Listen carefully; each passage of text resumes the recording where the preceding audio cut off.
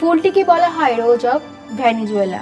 বাংলায় অবশ্য অনেক নামে ডাকা হয়, কেউ বলেন অপারিজাত, কেউ বা বলেন অশোক। লোকমুখে নাম রয়েছে পাখি ফুল। সবুজ পাতার ছাউনির আড়ালে নতমুখ সিঁদুর রাঙা ফুলটির আরেক নাম সুপ্তি, যার অর্থ ঘুম বা নিদ্রা।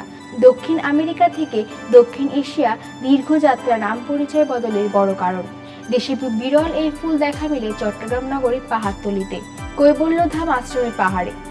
আশ্রমের কৈবল্য শক্তি বট গাছ পেরিয়ে পাহাড়ের উপরে মন্দিরে যাওয়ার সিঁড়ির পাশেই বেশ বড় আকারের গাছটিতে এসেছে অজস্র কলি।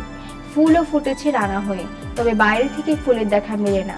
ছাউনির মতো ছড়িয়ে থাকা সবুজ পাতার আড়ালে মাটির দিকে মুখ করে ফুল ফোটে, তাই দেখতে হয় ফুলের রাঙা শিখা ধরে কাছে এগিয়ে যেতে হয়। গোটানো কলি দেখলে শুরুতে ফল মনে করে ভুল হতে পারে। শক্তি নামের সঙ্গে মিল রেখে ফুলের চমক যেন তন্দ্রাচ্ছন্ন থাকে কলির আড়ালে। সেই তন্দ্র টুটে ফুল ফুটতে শুরু করে, তখন দূর থেকে অনেকটা পাকা আতার মতো দেখায়। কলির আবরণ সরে গেলে দেখা যায় গুচ্ছবদ্ধ ফুলের মধ্যে একটি একটি করে ফুটতে শুরু করেছে। সে রূপও বেশ মোহনীয়, আর প্রস্ফুটিত ফুলের সৌন্দর্য অপরূপ।